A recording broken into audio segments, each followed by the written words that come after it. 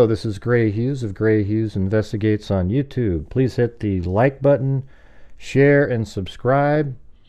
And if you could hit the notification bell and select all videos, that would be great. Now, during the video, leave comments in the comments section under the video so that people can have a dialogue about various elements that we're discussing here. So I was able to find an old photograph of Stefan Stearns, or Stefan Stearns. I don't know why I keep saying Stefan because of the way it's spelled, but Stefan Stearns right here. Now you can see on the right that was in high school. The one just to the left of that is his Twitter profile picture, and then the two on the left are more recent. The one on the far left is after he's been arrested. Now you can see his ears are a little bit different over the years, so maybe he had some sort of surgery at some point to, augment his appearance, he felt. We don't know. Now something that's interesting that's happened recently is that the mother of Stefan Stearns has been contacting, or trying to contact, some of the parents or even the people that I've interviewed, saying, hey, why would you do that? Why would you do that? But it's like, I don't understand the question. Why would you do that?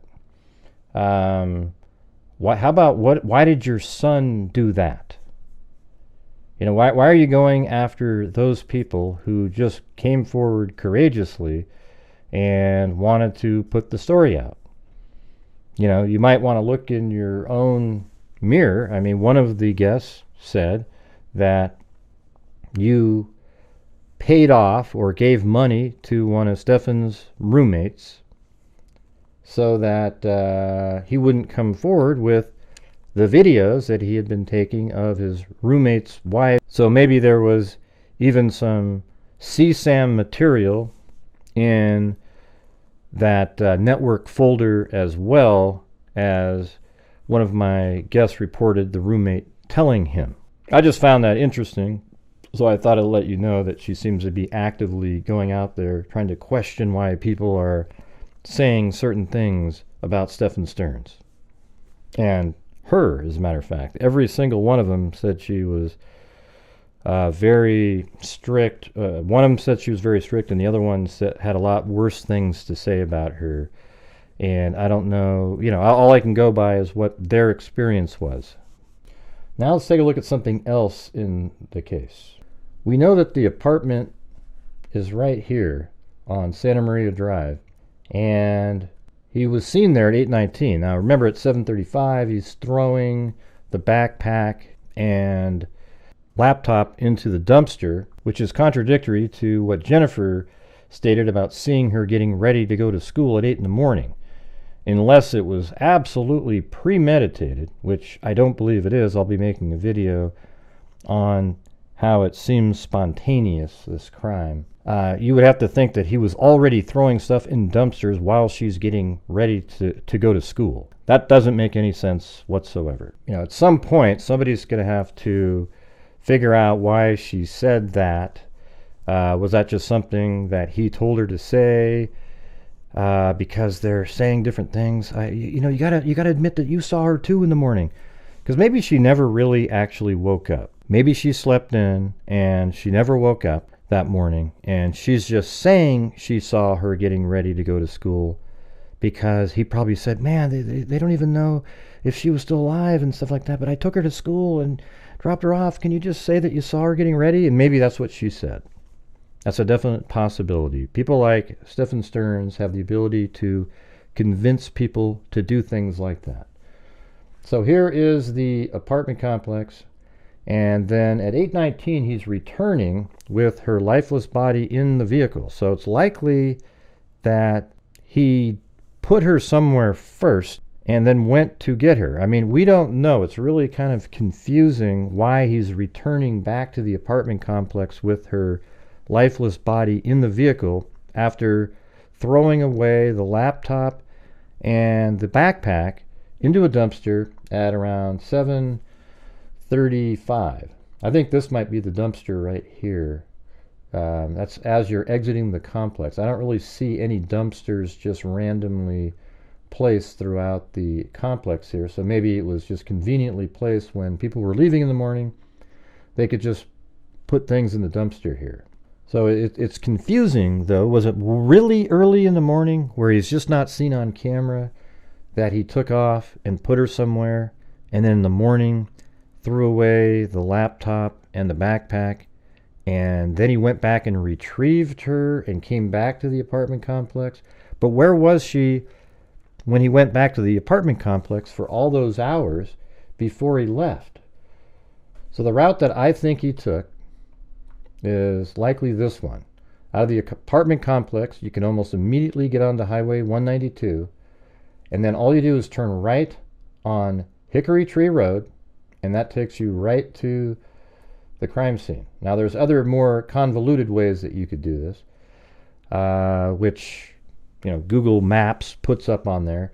This just seems like the most direct way. Now, he may have taken other roads to avoid cameras, but some of these areas are very populated, so you would think he would be aware that a lot of the homes have security cameras on them.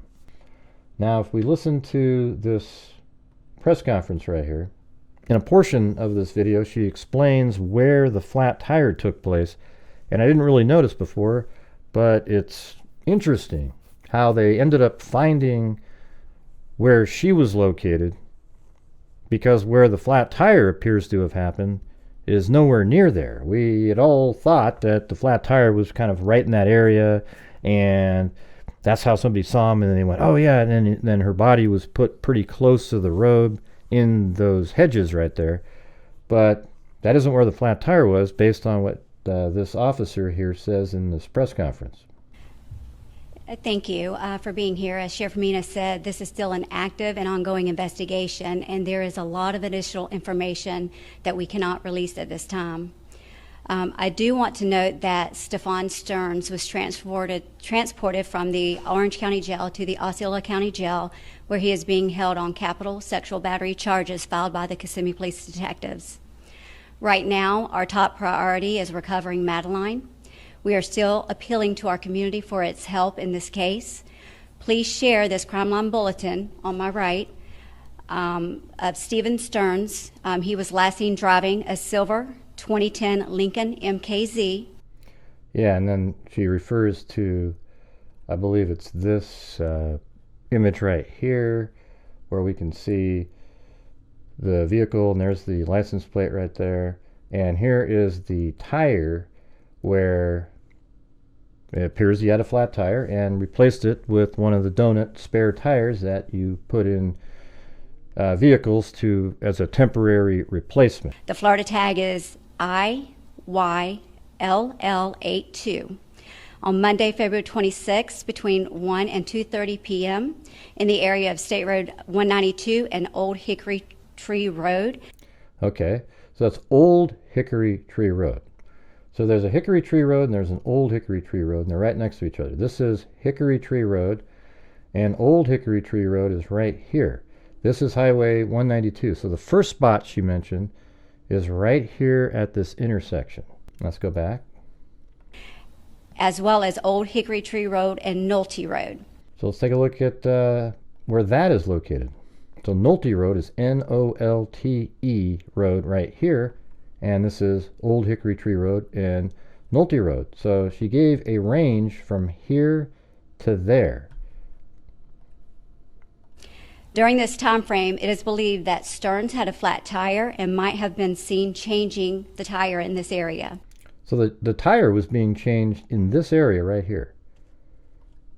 I mean, it's pretty amazing, because Hickory Tree Road is right here, and it goes down. So again, this is Old Hickory Tree Road, but it ends right there. And then it comes all the way down, Hickory Tree Road does, comes around like this, and then here is where the crime scene was, and there's even now on Google Maps a memorial that's been set up in that location. I believe her body was found right here in these hedges, as I've shown in another video that I've made. And now you wonder, how did they know that to look in this area, if this is the area where he was changing a tire? So that really gives more credence to that he really did have a flat tire, because there'd be no reason for him to stop in this area here. Now, if his flat tire was in the area where Madeline was found, you might make the argument that it was a ruse of some sort. But we know now that it wasn't a ruse. He really did have a flat tire. He must have been absolutely freaking out at that point. And perhaps because of him having to put on the donut tire, he didn't feel like he could drive out further into the woods over here. And he just stopped and quickly put her body here, and then perhaps he drove out like this. He went like this around, and here is also 192 and Hickory Tree Road, not Old Hickory Tree Road. So you just go to 534 to 192 and then take 192 all the way back, and then it goes through this intersection right here where Old Hickory Tree Road and 192 was, and then you could take it all the way back home at that point. Now, he may have actually just doubled back and came this direction, but I think he came in like this, now that we know that he was changing a tire in this area here. And so I find it interesting that this is where he was changing the tire. I hadn't really listened to and mapped out what that lady was talking about. I just kind of assumed that it was Hickory Tree Road, but she specifically said Old Hickory Tree Road. And even if she did say that, let's just say she meant to say Hickory Tree Road, it would be right here to here, so it would still just be in this area here where he got the flat tire. Now, what do you guys think? Do you think that he intentionally was looking to get to this spot? I think he's lived in the area long enough to know where, and this is very populated right here, but just outside of that populated area is this area. Now, the flat tire, ironically, could be why he didn't go much further. Those tires aren't great for traveling great distances on. I mean, perhaps he was going to go way out here somewhere where there's virtually nobody living, out in the middle of nowhere. But he didn't. He pulled over here, and there are a lot of elements to this case that point to it being spontaneous. And we'll discuss that in another video coming up probably tomorrow. And if we go back and listen to what she was saying, the time frame here, let's go back and listen. Is IYLL82 on Monday, February 26th between 1 and 2:30 p.m. in the area of State Road 192 and Old Hickory Tree Road. So 1 and 2:30. They're probably looking for people that have dash cameras, because maybe that's how long he was sitting there while he was trying to get his tire fixed. I mean, that's pretty amazing to have that wide of a range of time, 1 to 2:30, but it also shows that if he got there at 1:30, I know that this route that I have in this image right here takes 46 minutes. It's 22.6 miles. And you can see right here it says this route has restricted uses or private roads. But, I mean, obviously you can go on these roads here. I mean, this is a road that he was on. So, I don't know. Right here, it's still 192. That's not private. Old Hickory Tree Road isn't really private. And Hickory Tree Road, which I have him going on, isn't private. So he comes all the way around to here. But anyways, it's 46-minute drive because of traffic, etc. Now, I'm sure you could probably do it in 40 minutes. But, so let's subtract from 1 o'clock, 40 minutes. So he would have left home at 12:20. So what was he doing with Madeline's body for 4 hours while it was likely still in his apartment complex? Now, we weren't given any information about them seeing the vehicle leaving again later. So I don't know how these cameras work, if they're motion activated, and usually there's a little bit of time after a motion where it won't pick up something, but it'll take a motion, record, and then wait a minute to start recording something again. So maybe he got lucky getting out of there. But most of these apartment complexes don't have motion activated cameras. They have cameras that are constantly running. So what was he doing? Did he just leave her in the vehicle, maybe cover up with a blanket? I don't think they have garages there, but perhaps they do. I'm not really aware. There's no street view for me to look inside the house. So it's possible that there is a garage and he put the vehicle in that garage, and then around 12:20 or so took off, headed down the highway. I can show you on Google Earth because I think I have it memorized here. So let's see, let's go up to the house. So there's a house right here. You drive down, get onto 192, come down all the way. You can stay on 192 the entire way until you get right here. This is Hickory Tree Road, but apparently he turned on Old Hickory Tree Road. So maybe he didn't want to get on that main road there and he came down like this, had a flat tire somehow. It could also be that he was going to continue around, but he got a flat tire and pulled over onto this road.